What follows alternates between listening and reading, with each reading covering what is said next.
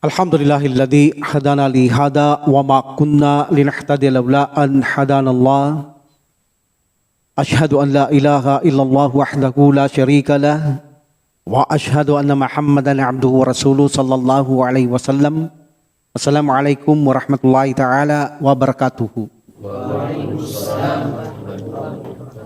So, alhamdulillah, nung nakaraang halaka natin ay umuwi na ang Propeta Muhammad sallallahu alaihi wasallam kasama ng kanyang mga kasamaan, na kung saan nanggaling sila sa Hamraul Asad, na kung saan ay hinarangan nila o binalikan nila ang mga Quraysh, at ang mga Quraysh nakaraan ay hindi na nagtangka na salakayin pa ang mga Muslim sapagkat natakot sila sa isang balita na kaya napilitan na lamang silang bumalik sa Makkah. Ito sa trahedyang sa araw na ito ay papaksahin natin ang isang trahedya, ang mga kalunos-lunos na sinapit ng mga kamusliman after the Battle of Uhud. Pagkatapos magbalik from Hamraul Asad, ang kalunos-lunos na sinapit ng mga Muslim, dalawa ito. Tinawag kung baga sa tatawagin ito para maging kalunos-lunos ang dating massacre, no, pagkakalulo, pagtataksil na ginawa nila sa mga kamusliman, at ito ay dalawang pangyayari, Ar-Raji and Al-Mauna. So bago natin dakuhan ito, ang kasawi ang dinanas ng mga kamusliman sa Battle of Uhud, actually nag-iwan ito ng isang napakapangit na bakas sa mga kredibilidad at reputasyon ng mga Muslim. Naglaho yung dignidad nila ng mga kamusliman sa paningin ng mga hindi mananampalataya. So in this situation, nagsimula ang kaguluhan at panganib na mas lalong nadagdagan pa, either panlabas o panloob. Alam natin sa panloob, nandoon yung mga hipokrito na kung saan ay dito na ilalantad nila ang kanilang pagkahipokrito sa pagkasawi o pagkatapos ng Battle of Uhud, yung mga nagpanggap na mga kunwari Muslim sa Madina. Even the Bedouin sa labas ng Madina ay nagbanta na rin ito laban sa mga kamusliman. Sila yung mga taong may mga grupo-grupo na kung saan ay gustong wasakin ang pananampalatayang Islam. Lalong lumala ang sitwasyon, dumami ang naging kalaban ng Prophet sallallahu alaihi wasallam after the Battle of Uhud dahil nakita nila, napansin nila, tingin nila ito ay pagkabigo, pagkasawi, pagkatalo sa mga kamusliman. So in this situation, ang unang hakbang na kung saan ay lumaban o gustong lumaban kay Prophet sallallahu alaihi wasallam ay ang mga Banu Asad. Gusto nilang salakayin ang Madina, gusto nilang patayin ang Propeta Muhammad sallallahu alaihi wasallam. So ang mga Banu Asad na ito, bin Kusayma, ang unang gustong sumalakay sa mga Muslim, patayin ng Prophet sallallahu alaihi wasallam, at ito'y nakarating kay Propeta Muhammad sallallahu alaihi wasallam. Alam natin may mga nagro-ronda ang Prophet Muhammad sallallahu alaihi wasallam sa labas ng Madina. At ito ay nasagap nila at kinumpirma nila na ito ay totoo, na ang mga Banu Asad bin Kusayma ay nais nilang sumalakay sa Madina. At ito isinumbong kay Propeta Muhammad sallallahu alaihi wasallam. As a leader, sinabi ito ng mga kamusliman. So in this situation, ang Prophet Muhammad sallallahu alaihi wasallam ay ipinag-utos niya na salakayin ang mga ito. Salakayin ang mga ito. In this situation, si Abu Salama ang itinuring ng Prophet Muhammad sallallahu alaihi wasallam na ito ay mamuno. Actually, Muhajirun and Ansar ang mga pupunta rito, 150 katao sila. At ang mamumuno sa kanila ay si Abu Salama. So nang sila ay maglakbay na papunta sa mga taong ito, Banu Asad bin Kusayma, naramdaman nila o narinig nila ang balita na ang mga Muslim ay aatake sa kanilang lugar. Alam niyo naman, kapag aatake yan, binibigyan sila ng takot ng Allah subhanahu wa ta'ala. So ang ginawa ng mga ito, ng mga Banu Asad, ay nagsitakbuhan sila, iniwan nilang kanilang ari-arian, lumayas sila sa kanilang lugar. In this situation, walang naganap na labanan at kinuha ang mga warokbuti ng mga kamusliman. So the benefits in this situation, bagamat ang sitwasyon ay lumala panloob o panlabas ng Madina, dahil marami na ang nagtangka na kumalaban kay Prophet sallallahu alaihi wasallam at sa kanyang mga kasamaan dahil sa pagkabigo sa Battle of Uhud, so muli ay napapalago ng Prophet sallallahu alaihi wasallam ang kanyang puwersa. Siya ang tumasalakay. Meaning nakikita nila ngayon, hindi pa mahina pa lang Muslim. Ang mga Muslim, malakas pa rin ang kanilang puwersa dahil sumasalakay pa sila. So in this situation, sa talino ng Prophet sallallahu alaihi wasallam, unti-unti ang dignidad at dangal ay naiaangat niya, na itatayo niya ang maling paniniwala ng mga kanyang nagiging kalaban panloob at palabas ng Madina. Ito ay dahil sa kahusayan, karunungan na ibinigay ng Allah subhanahu wa ta'ala kay Prophet Muhammad sallallahu alaihi wasallam. Unti-unti na naman natatakot sa kanila ang mga tao, bagamat marami pa rin ang gustong kumalaban. So in this situation, itong si Abu Salama, actually, alam natin marami din itong tama sa Battle of Uhud. At dito ay dinamdam niya ng labis sa paglalakbay na ito ang kanyang mga tama, mga sugat niya. That's why, itong taong ito ay hindi nagtagal, kinuha siya ng Allah subhanahu wa ta'ala, meaning binawian siya ng buhay. Alhamdulillah. Another na isinugo ng Prophet sallallahu alaihi wasallam, kung bakit magkakaroon ng trahedya sa Ar-Raji. Dalawang trahedya natin ngayon. Al-Mauna, Ar-Raji. Pero anong dahilan bakit nagkaroon ng pagkakalulo, massacre, kalunos-lunos na dinanas ng mga Muslim sa lugar ng Ar-Raji? Una kasi, ang dahilan ay ganito. Maganda yung alam natin ng dahilan. Hindi tayo dumakon-timano sa Battle of Ar-Raji. Okay? So sa ikang 5 araw ng Muharram, ika-4 ito ng taon ng after Hijrah, nakarating muli ang impormasyon kay Prophet sallallahu alaihi wasallam na si Khalid ibn Sufyan al-Hudali ay nagpaplano na patayin niya ang Prophet sallallahu alaihi wasallam at mga sahaba.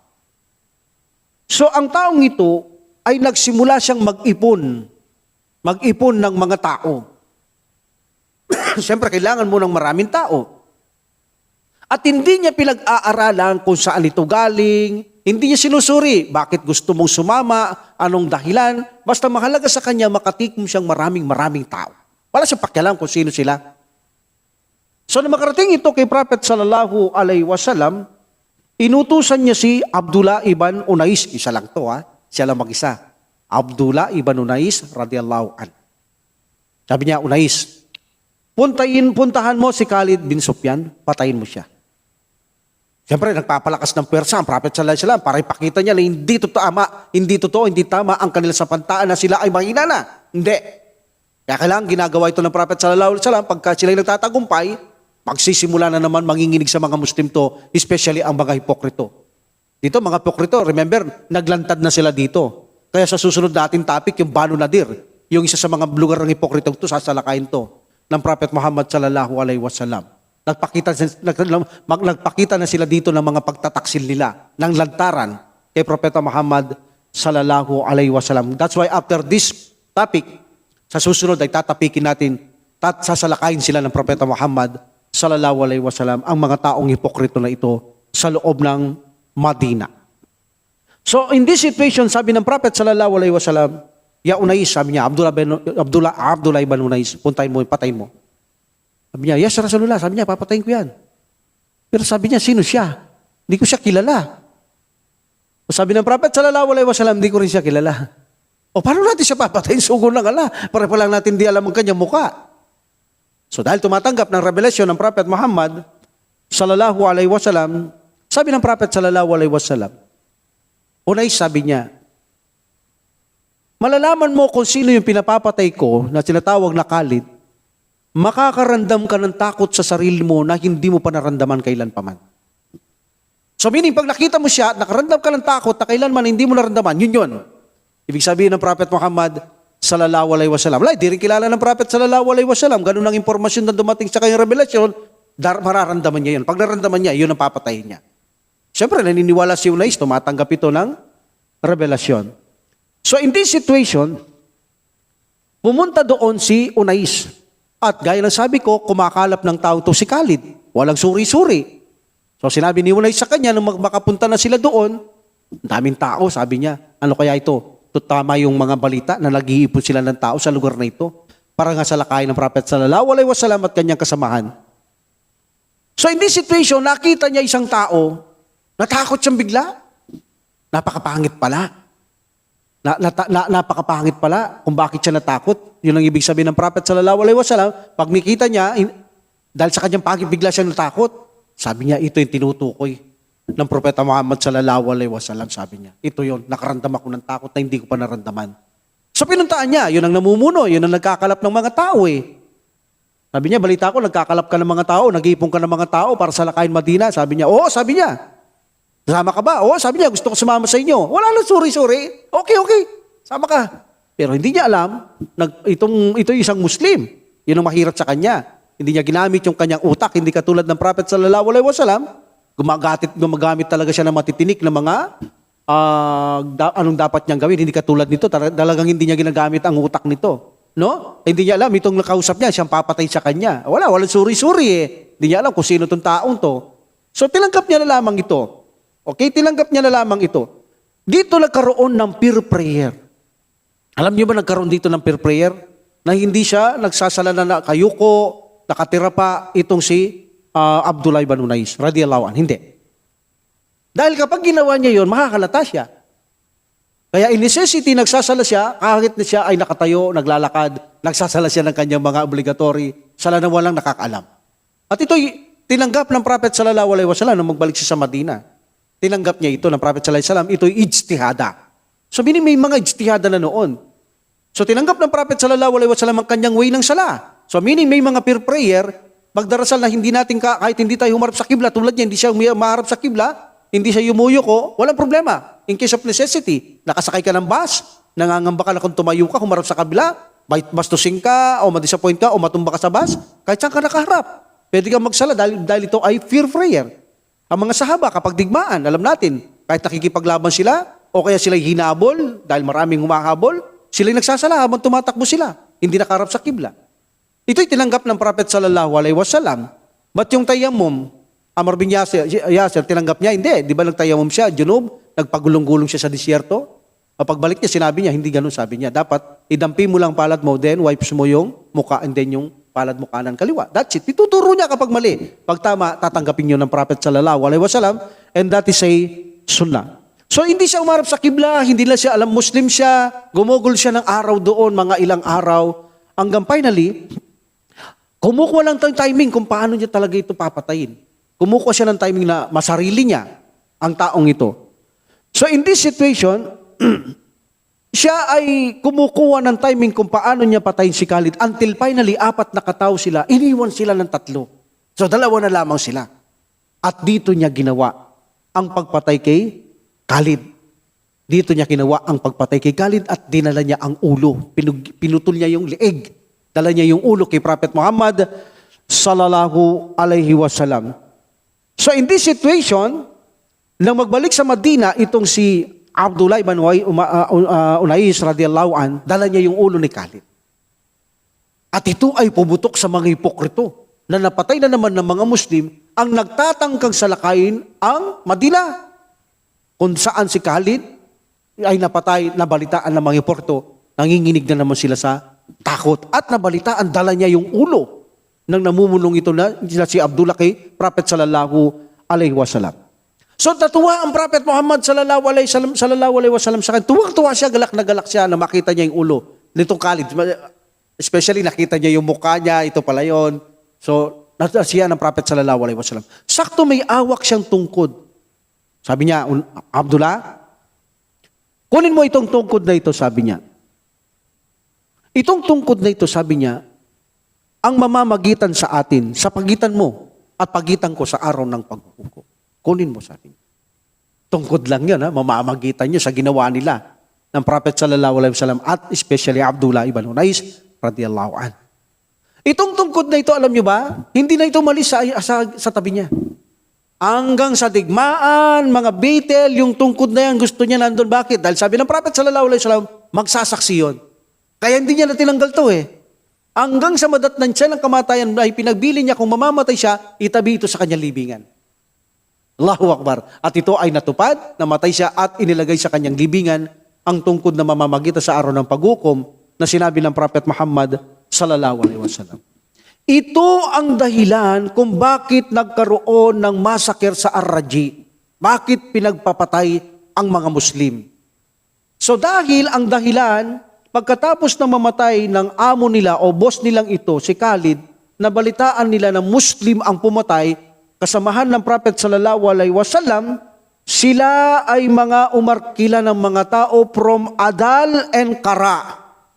2 tribo, mag-anda silang magbayad, patayin lamang, ahit na ang mga Muslim lang, makapatay lang silang Muslim kahit hindi ang Prophet Muhammad sallallahu alaihi wasallam, makaganti lamang sila. So in this situation, pumayag ang mga Banu Adal at Kara dahil sa malaking bayad na ibabayad sa kanila, makapatay lamang sila ng Muslim. In this situation, nagpunta sila sa Madina. Ito na. Nagpunta sila sa Madina. At sinabi nila kay Prophet sallallahu alaihi wasallam na may nagmuslim na sa kanilang lugar. Yun ang sinabi nila. O Muhammad, o sugo ng Allah, para dayain ng Prophet sallallahu alaihi wasallam, may mga Muslim na sa amin. So sabi nila, magpadala ka sa amin ng mga magtuturo. Of course, talagang dapat mag-aral, talagang magpapadadala yan ng Prophet Muhammad sallallahu alaihi wasallam. Magpadala ka na magtuturo sa amin sa reliyong Islam at magbabasa ng Quran anila. Kaya ang Propeta Muhammad sallallahu alaihi wasallam, siya ay nagpadala ng 6 na katao sa isang salaysay. But the most authentic, nagpadala siya ng 10 katao. At magagaling ang pinadalang ito ng Prophet Muhammad sallallahu alaihi wasallam. At ang pinuno nila dito ng mga Muslim ay si Martad bin Abi Martad al-Ganawi. Okay? So sila ay 10. Sa ibang report, hindi siya ang namuno, si Asim bin Thabit eh. Lolo ito ni Asim bin Umar bin Al-Khattab radiyallahu anhuma. Okay? Allah knows best. So nung sila ay magtungo na, papunta na sa mga tao, may mga nag-embrace daw kasama na itong mga Muslim na ito. In this situation, ang mga taong ito na marating nila ang puok na tinatawag na Ar-Raji. Actually, parang sinasabing balon, kuhanan ng mga tubig ng mga tao. So meaning ito'y tubigan ng mga tribo ng mga Hudail sa isang panig ng Al-Hijaz sa pagitan ng Rabig and Jeddah or Jeddah. So, sa 2 report, ang sabi ng iba, nakatago itong mga taong ito. Nang makarating sa lugar na ito, ay lumitaw sila na may mga pana. Sa isang report, sinabi nila na ang mga Muslim na ito dumaan na at sinundan ang mga yapak na ito until marating nila ang Ar-Raji na nandoon ng mga Muslim. So in this situation, tinugis nila ang mga Muslim. Okay? Pagkatapos itong ikinalat, ang mga balita ng Muslim na nandoon na o nakatago ang mga ito, ang tumugis sa kanila ay ang mga tribo ng Huday at tinaguriang Banu Lihyan. Tinugis nila ang mga Muslim, sa isang report, 100 ito eh. 100 sila, dami. May mga pana ang mga taong ito. So in this situation, nang ang mga makita ito ng mga tumutugis na ito, ang mga Muslim, napaligiran nila ito eh. So ginawa ng mga Muslim, sabi nila, ano to? Pagtataksil to, pagtatrader to, nahalata na nila. So, umakyat sila sa mataas. Umakyat sila sa mataas. Alam niyo na, pag medyo mataas ka, maganda labanan. Maglaban ka. Pantay, wala silang laban. Sandaan to mga panapat to. Okay? So, umakyat sila sa isang mataas na lugar sa disyerto. Nasa disyerto sila. Okay? Sinabi sa kanila ngayon, ng mga Beduin na ito, anila, pinangangakuan namin kayo, na kung kayo ay bababa, walang mamamatay, walang masasaktan. Bumaba kayo, anila. So si Asim, hindi siya kumbinsido sa sinasabi ng mga ito. So tumanggi si Asim, so tumanggi ang mga Muslim. So dito ay sinalakay ang mga Muslim hanggang siya ito ay mapatay nila ang sinasabi, antimano, 7. Sabi naman ng iba, 6 muna, 4 natira, then isa tapos 3 na lang natira. So in this situation, napatay nila ang mga 7 Muslim. Massacre walang laban to Traitor, pagtataksil nakahanda pala, papatayin pala to. Sinabi, tuturo ang Islam, tuturo magbasang Quran, wala pala yon. Ito yung mga taong inupahan. Unupahan ito, kapalit ng kamatayan ni Khalid. Kung bakit nagkaroon ng Beit Ar-Raji, inupahan lang mga to, bayaran. So in this situation, 3 na lamang ang natitira. Si Said, at dati na, si Kubaib, at yung isang lalaki na sinasabing sa lalaki dito ay si Abdullah ibn Tariq. 3 na lamang. So in this situation, 3 ang nasa taas pa. Buhay pa sila. So kinukumbinsi din nila na ito ay bumaba. Ngunit sabi nila, wala kaming tiwala sa inyo. Nung kanina nga, pinabababa nyo, hindi bumaba. Tinraitor nyo, pinagpapatay nyo. Ngayon, pinabababa nyo na naman kami. So in this situation, sabi nila, hindi, bumaba kayo, hindi namin kayo gagalawin. Kahit anong mangyari, hindi namin kayo gagalawin. So in this situation, sila ay bumaba. Okay? Wala na rin naman sila mag-choice Sa palaran na, bahala na kung papatay sila o hindi. Bumaba ang mga ito, si Kubayb at si Said. Pero yung isa, hindi na siya sumama. Lumaban na lamang siya. Itong si Abdullah bin Tariq, andat mapatay na siya. Lumaban na lamang hanggat ito ay mapatay. So in this situation, 2 na lamang sila. Si Kubayb at si Said. Now, itong si Kubayb, nang sila ay sumuko na, tinali rin siya. Ay ito na, pagtataksil talaga, hindi totoo yung sinasabi nila. Tinali siya at pagkatapos ay nakabilanggo siya, pinahirapan siya. Ito ay si Kubayb. At pagkatapos nilang binilanggo, pinahirapan, napagkaisa nilang patay na natin siya. So napagkaisa nila ito na patayin na ito at inilabas nila ito matungo sa tanim. Doon nila ito napagkaisaan na patayin, ipapako nila. So itong si Kubayb, aniya, pwede ba akong humiling bago niyo ako patayin? Sige, sabi ng mga taong ito.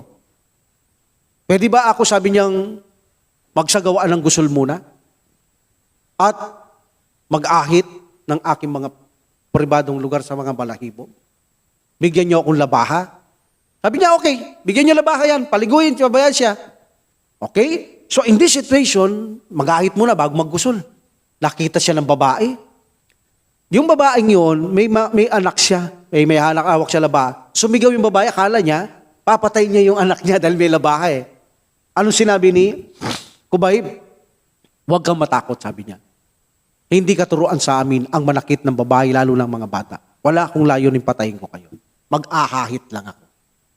Alam niyo, yung babaeng ito, sinabi niya, wala akong nakitang tao na pinakamabait at marangal sa mga naging alipin ng mga taong tumaliban sa taong niya, si Kubayb. Napakabait niya, sabi niya. At nakita ko siya kumakain ng ubas. Wala naman ubas doon sa panahon yun. Bago siya pinatay, kumakain siya ng ubas, sabi niya. Nakita ko siya, sabi niya, ng babae ito. Pero walang ubas doon sa lugar na yon. At walang ubas sa panahon na yon. So one of the miracle. Okay? So pagkatapos niyang mag-ahit at maggusol, bumalik siya. Kahit na, nakagusol na. Then, papatay na siya. Sabi niya, pwede bang magsala muna akong 2 raka? Ito ang kauna-unang tao na bago papatay, umiling siya ng 2 raka. Sabi niya, sige, magdasal ka na. Di nagdasal siya. Napakaikli lang ng dasal. Mga sura, maikli. Ang bilis mo naman yata, sabi ng mga taong ito. Sabi niya, tapos na ako, sabi niya, at nakahanda na ako sa inyo, ano gustong gawin. Hindi naman ako natatakot mamatay sabi niya. Kahit saan man ako nagpunta, kung mamamatay na ako sa paintulot ng aking Panginoon Alam mo, kung natatakot lang ako mamatay, sabi niya, ahabaan ko lang sura ko Magsasawa kayo maghintay sa akin, sabi niya. Pero hindi ko lang nabahan. Dahil hindi naman ako natatakot mamatay, gagawin niyo lang, gusto niyo gawin. Sabi nitong si Kubayb. In this situation, nung siya ay pinarusaan na, Halos pinagbali-bali pa ang buto nito eh. Talagang pinahirapan to, nakinulong, pinarusahan, pinagbabaling buto. Dito, ipapako to, papatayin to. Sabi niya, Ya Allah, tunay nagkaisa sila at nagsanib, Ya Allah, ng mga puwersa sa paligid ko. At nag-ipon-ipon pa sila ng mga tribo at nagsama-sama silang lahat na dumulog. Inipon nila ang kanilang mga kamag-anak, Ya Allah, at mga kababaihan. At inilapit ako sa katawan ng mahabang punong matigas. Ya Allah, sa iyo lang ang mga ako dumadaing. Ang kawalan ng tulong matapos ang paghihirap at sa pagkakaisahan ng pagsanib ng persa na ito, Ya Allah, ipaslangin mo sila pagkatapos mo. Ibigay mo sa kanila ang kapaghatian. Kayo po ang nag-aari ng trono, Ya Allah, gawad ninyo sa akin ang pagtitiis sa anumang gawin ng mga taong ito. Ya Allah, tunay na pinagpapira-piraso na ang aking katawan. Pinarasaan, higit kayong saksi sa lahat ng bagay. Ya Allah, pinagbawalan na rin nila akong kumain. Kaya kung nakita lang, kumakain ng ubas eh. Pinagbawalan siya kumain, pinaparusahan siya, hindi pinapakain. Ngayon, Ya Allah, pinapipili nila ako, Ya Allah. Tumalikod ako sa aking pananampalataya. Subalit, mas nais kong mamatay kaysa gawin ko ang tumalikod, Ya Allah. Ang luha ko'y tumutulo, Ya Allah, dahil hindi sa takot mamatay. Subalit, ang luha ko'y tumutulo sa sinasabi nilang kapalit ng Propeta Muhammad sallallahu alaihi wasallam na ipagkaluluko siya at ako'y kanilang palalayain. Kahit na sinabi nila, Ya Allah, tulad ni Abu Sufyan, sinabi sa kanya ni Abu Sufyan, hindi mo ba'y kinalulugod na mamatay si Muhammad? Ha? Na kung saan ikaw ngayon ay nandito para pugutan ka namin ng leeg o patayin ka namin, pababalian ng buto. Mamili ka, bumalik ka sa iyong pamilya, bigyan ka namin buhay. O si Muhammad ay patayin mo. So sinabi niya, Ya Allah, saksi kayo sa lahat ng bagay, mas minais ko pang mamatay na, Ya Allah, kaysa masaktan ang sugo. Ano man ang nais mo, mas pipiliin kong mamatay, Ya Allah. Hindi maaaring masaktan ang mahal na sugo, ang mahal na Propeta Muhammad sallallahu alaihi wasallam. After this, ipinako nila, pinatay nila. Alhamdulillah, pinagbabali nila. Talagang binaboy nila. So, nung ito'y nakamatay na, nakasabit sa puno, iniwan na nila do. Pero iniwan nila ito. Wala pang maglilibing, no? Kawawa talaga. But by the will of Allah subhanahu wa ta'ala, si Amir bin Umayya, ad-Damiri, siya ay palihim, tinakas niya. Tinakas niya ito at kanya itong inilibing. Alhamdulillah.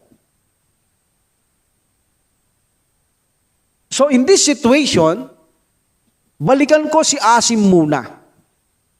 Si Asim, namatay na doon sa unang 7. Itong si Asim, bago siya mamatay, nagdua siya kay Allah subhanahu wa ta'ala. Sabi niya, Ya Allah, iparating mo po sa sugo ng Allah, na sugo namin, Ya Allah, iparating mo sa sugo namin na hindi kami naging duwag, Ya Allah. Saksi kayo, Ya Allah. Meaning, lumaban talaga sila eh. Kahit alam nilang karagabyado, mga panapa, lumaban. At pinroteksyonan ko, Ya Allah, iparating mo po sa sugo ang relihiyon sa pamamagitan ng aking kamatayan na ito. Tanda ito ng pagproteksyon ko sa relihiyon, tinanggap kong mamatay, Ya Allah. At sinseridad sa iyo upang pangalagaan ang iyong relihiyon, Ya Allah, naway pangalagaan mo rin ang aking kaluluwa, Ya Allah. At huwag mo nawang gawin ang aking ulo o pahintulot, Ya Allah, na gawin itong sisidlan ng alak. Bakit niya sinabi yun? Kasi minsan itong si Asim, radiyallahu an, narinig niya si Sulapa. Itong si Sulapa, asawa niya, si Asim ang nakapatay sa Battle of Badar, as far as I know. So nabatay niya ito sa Battle of Badar. So nung mapatay ni Asim, ang asawa nito, ni Sulapa, sa Battle of Badar, nangako siya na hindi siya mamamatay hanggat hindi siya nakainom ng alak sa ulo ni Asim. Meaning, kung mabalitaan nito na namatay si Asim doon, yung babaeng ito mag-uutos para kunin yung ulo, bibiyakin niya, gagawin niyang isidlan ng alak. Yun ang pangako ng babaeng ito, nakarating ito kay Asim. That's why, nung mabalitaan nga, ito na, nabalitaan na. Namatay si Asim doon, nag-utos automatic sa Sulapa. Magbabayad ako ng malaking bagay. malaking kayamanan sa sino man ang makakuha ng kahit na anong katawan ni Asim. Pero mas gusto ko yung ulo niya. Mas malaking ibabayad ko. Dalhin niyo sa akin yung ulo niya. So in this situation, kinabukasan, pumunta ang mga tao sa lugar na yaon. Pero dahil sa duwa niya kay Allah subhanahu wa ta'ala, dininig siya, nagpadala siya ng mga bubuyog ang Allah subhanahu wa ta'ala. Napakaraming bubuyog. At ang mga bubuyog na ito ay nagdala ng amoy na masangsang. Talagang mabaho, hindi ka makakalapit, magsusuka ka. That's why yung mga taong inutusan na ito, pagdating nila sa lugar, hindi sila makalapit. Talagang maduduwal sila, masusuka. Sabi nila, bukas natin balikan. Hindi natin kaya, daming bubuyog. Bukas na. So, bumalik sila kay Sulapa, nababalikan na lang bukas dahil maraming bubuyog, napakabaho, hindi makalapit. Kinabukasan nang sila ay bumalik. Yung lugar na yun na walang ilog, disyerto, may bundok, walang ilog, nagkaroon ng ilog. At ang ilog na ito ay inanod niya ang katawan ni Asim. One of the miracle. Walang ilog, nagkailog, para lamang matupad ang dua niya at pinaanod ang katawan ni Asim radiyallahu an. Alhamdulillah. At until now, walang nakakaalam kung saan nalibing ang kanyang bangkay. Ang tanging nakakaalam, subhanahu wa ta'ala, ang nakakaalam kung saan nalibing ang kanyang bangkay. Itong si Asim. Okay. Now, dakuhan naman natin yung natitira pa. May natitira pang isa si Said, no? Isa na lang. Isa na lang.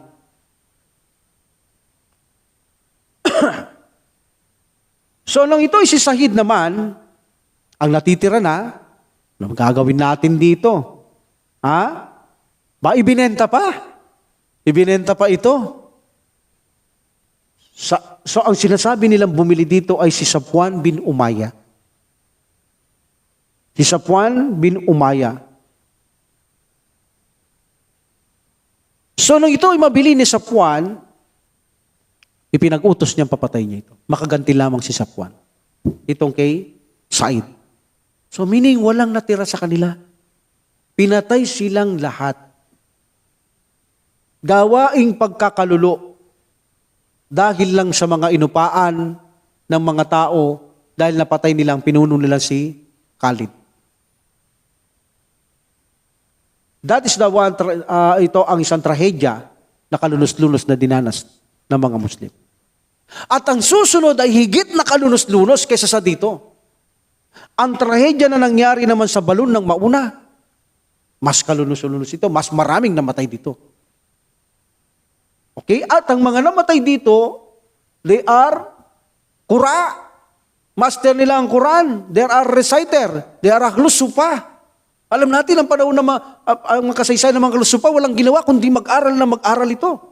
Ito pa naman ang pinadala ng Propeta Muhammad sallallahu alaihi wasallam. Ang buod nito, ang kwentong ito o kasaysayang ito, na si Abu Bara, Amir bin Malik, ay tinaguri ang itong manlalaro ng sibat. Nagtungo siya kay Propeta sallallahu alaihi wasallam din sa Madina. So inibintahan ito ng Prophet sallallahu alaihi wasallam, meaning nagdawa ang Prophet sallallahu alaihi wasallam sa kanya, inimbitahan siya sa Islam, hindi niya tinanggap, pero hindi niya tinakwil. Balanse siya. Okay, balanse siya.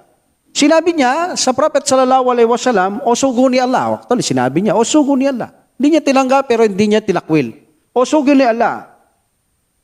Isugo mo po sa mga kasamaan mo sa aking mamayan, sa Najad. Sugo mo sa kasama ko.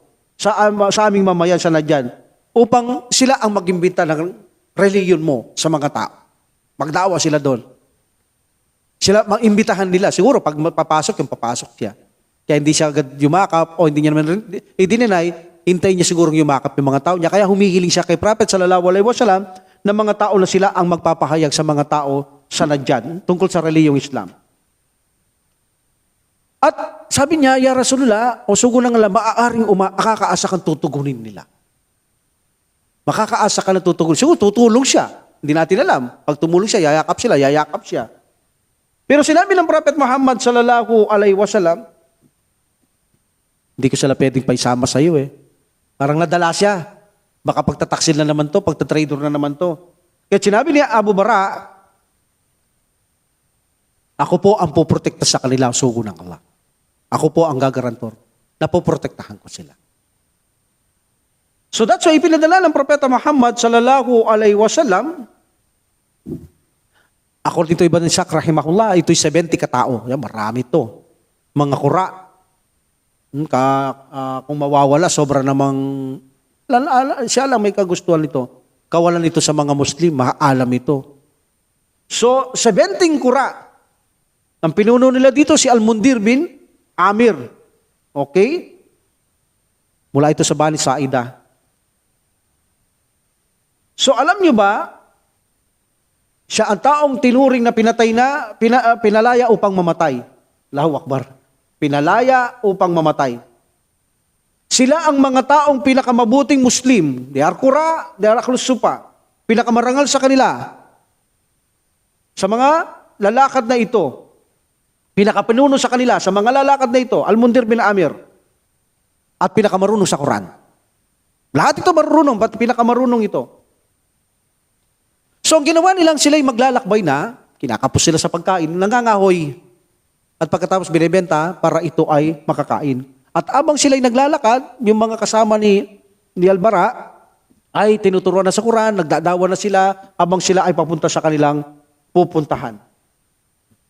So in this situation, nang makarating sila sa balon ng Maymuna, iyon ay lupain sa pagitan ng Bani Amir at Hurra ng Bani Sulaim.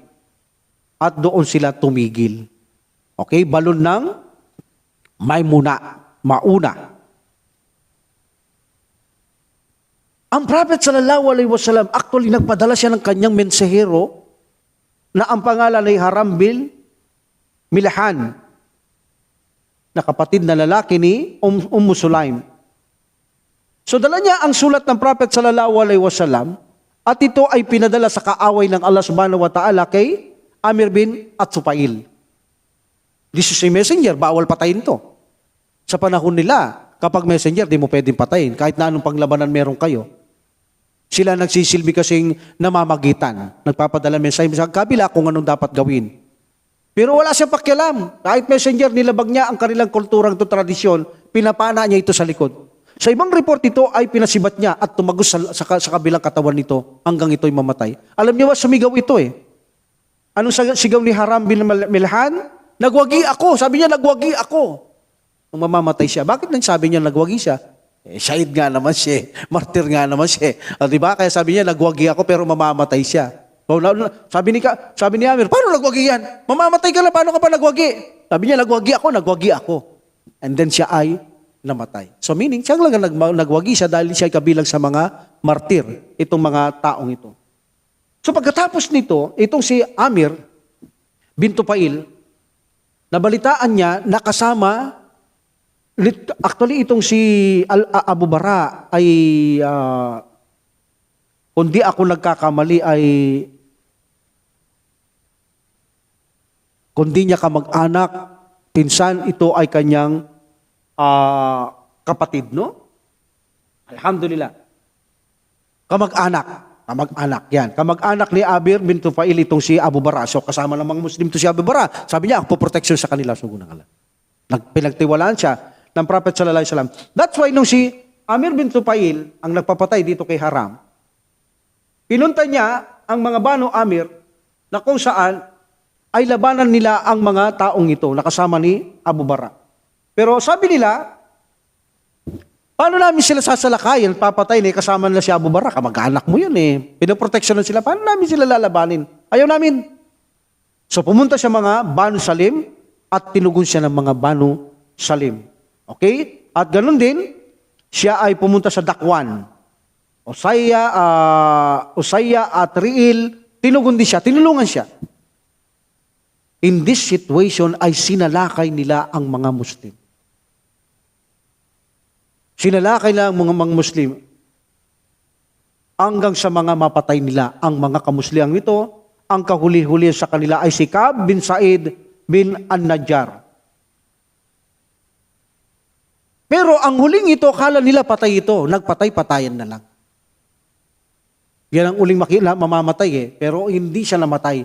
Nagpatay-patayan na lamang siya. At ito'y alam nating nabuhay ito at namatay ito sa Battle of Kandak. Nagpatay-patay siya. Akala nila patay na. Actually, pinagdadala po itong mga patay nito eh. Okay? Kaya akala nila patay ito. So in this situation, si Amir bin Umayya ad-Dami at Mundir bin Uqba bin Amir, itong dalawang ito Muslim, nahuli sila eh. Nangangalaga sila ng mga nakatalaga sa kanila yung mga hayop, mga animales. Okay? So medyo nahuli sila. Nang makita nila ang mga ibon, alam mo naman, pag mga ibon, for example, uwak, may mga tinutuka na tao yan. Antibano na radar nila, na parang massacre na naman ang nangyari. So in this situation, naramdaman nila ito, nagmadali si Mundir at nakipaglaban. Nagmadali siya at nakipaglaban sa mga mustik na ito at hanggang siya ay mapatay din. Meaning namatay din siya. At pagkatapos naman, si Amir bin Umayya at Darimi naman, nabihag. Nabihag siya. Hindi pa siya napatay, nabihag. But nang ibalita nila na ito ay mula sa tribu Mudar, pinalaya siya. Balita. Ito ay Banu Mudar, pinalaya siya ni Amir bin Tufail. Okay? Pero pinutol niya muna yung buhok niya bago niya pinalaya. Kasi may pangako siya sa kanyang ina na magpapalaya siya ng alipin. So naging alipin niya na dito to, samsam niya ito, pinutol niya tsaka niya, pinalaya.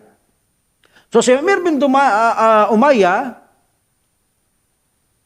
nagbalik siya kay Propeta Muhammad sallallahu alaihi wasallam at binalita niya ang isang masaklap na pangyayaring ito. Okay? Ang mga trahedyang dinanas ng 70 kalalakihan ng mga aklusupa, mga kura, ng mga kamusliman. So talagang nalungkot ng labis ang Prophet Muhammad sallallahu alaihi wasallam. Alam niyo ba ito si Amir bin Umayya, nang magbalik siya, nakapatay din to eh. So pinalaya siya, then pabalik siya kay Prophet sallallahu alaihi wasallam bago niya kinuwento to. Nang napadaan siya sa karka, mayroong puno doon na may lilim, nagpahinga siya. Pero nung siya nagpapahinga, napansin niya may dalawang lalaking dumating. So inisip niya, kalaban na naman to. Trader na naman. So, in this situation, nagtulog-tulugan siya, tinitignan niya kung ano ang magiging reaksyon ng mga ito.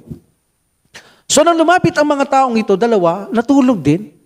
So, ang ginawa nito, tumayo siya, pinatay niya ang mga ito. Akala kasi nito, ni Amir bin Umayya, radiyallahu anhu, ay kalaban din. Pero uli na nang malaman niya, may sulat, siyempre, may isip niya, kalaban to, pinagkukuha niya yung mga gamit, may nakuha siyang letter. Yung nakuha niyang letter na ito, nakasulat doon, sila'y nasa pangangalaga ng Propeta Muhammad, sallallahu alaihi wasallam. Hindi mo sila pwedeng patayin. Hindi mo pwedeng saktan. Uli na. Kaya nung makarating siya kay Prophet sallallahu alaihi wasallam, pagkatapos niya yung binalitang nangyari, sinabi niya rin nakapatay siya. At pinakita niya yung sulat, sabi niya, hindi mo dapat sila pinatay. Pero dahil nangyari na, hindi mo alam, sabi niya, okay, nandiyan na yan. Sabi niya, mag-ipon tayo ng pagbayad ng blood money sa kanila dahil hindi mo naman sinasadya. So nag-ipon sila ng pambayad ng mga blood money. So marami ang namatay sa mga Quran na ito. Naubos sila. Isa lamang nakabalik ito lamang. So in this situation, nag-ipon siya ng pambayad, blood money, ang Prophet sallallahu alaihi wasallam hanggang sa pumunta siya sa mga Hudyo. Of course, may kasunduan to, magtulungan sila. At dito, ito yung tatapikan natin. Dito nagsimula ang dahilan kung bakit niya dinusob itong Banu Nadir na ito. Nagkokolekta na ng pang-blood money ang Prophet sallallahu alaihi wasallam maging sa mga hipokriteng to dahil kasunduan to na magtulungan sila. Aalamin natin kung bakit ginera ito o sinalakay ito ng Prophet Muhammad sallallahu alaihi wasallam. So in this situation sa pangyayaring ito, dito nagsimula ang duwa kunut. 1 month ang Prophet sallallahu alaihi wasallam na humihingi siya kay Allah subhanahu wa ta'ala. Nagduduwa kunut siya kay Allah subhanahu wa ta'ala sa ginawa ng mga taong pumatay, nagtaksil, nagkalulo, nagmasaker sa lugar na ito. Kundi nga lang sila binagsakan ng aya ng Allah subhanahu wa ta'ala, nagpagpalubag kay Prophet sallallahu alaihi wasallam, hindi niya titigilan ang duwa kunot eh. Kaya lang nabagsakan siya na kung saan naging sapat ito kay Prophet sallallahu alaihi wasallam at nakumbisi sa sinabi ng Allah subhanahu wa ta'ala at siya ay tumigil ng nagduwa kunot. So meaning ang duwa kunot, ginawa ito ng Prophet sallallahu alaihi wasallam sa mga ganitong mga trahedya. Kaya ang mga iba sabi lang, duwa kunot, ginagawa lang yan. Kapag may mga trahedyang ganito, doon tayo magduduwa kunot. Hindi yung palagi natin ginagawa kahit walang trahedya, hindi naman ginagawa yan ng Prophet sallallahu alaihi wasallam, maliban lamang kung necessity. But Allah knows best. Allah knows best. Okay? Hindi ito topic natin para mag-rulings tayo dito. Okay, so in this situation, Ar-Raji, Al-Mauna, maraming Muslim ang tinraidor pinatay. But of course, yan ay kagustuhan ng Allah subhanahu wa ta'ala. At ang gusto ng Allah subhanahu wa ta'ala sa kanila ay mamatay upang sa ganun ay ibigay sa kanila ang tagumpay. Kaya sabi ng sa kanila, nagwagi ako.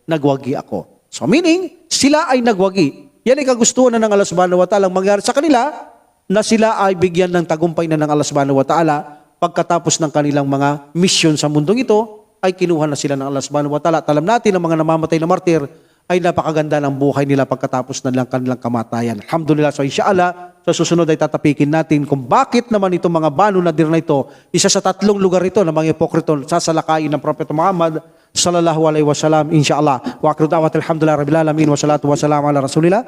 Subhanaka allahumma wa bihamdika asyhadu an la ilaha illa anta astaghfiruka wa atubu ilaik. Assalamualaikum warahmatullahi taala wabarakatuh. Waalaikumsalam warahmatullahi wabarakatuh. Allah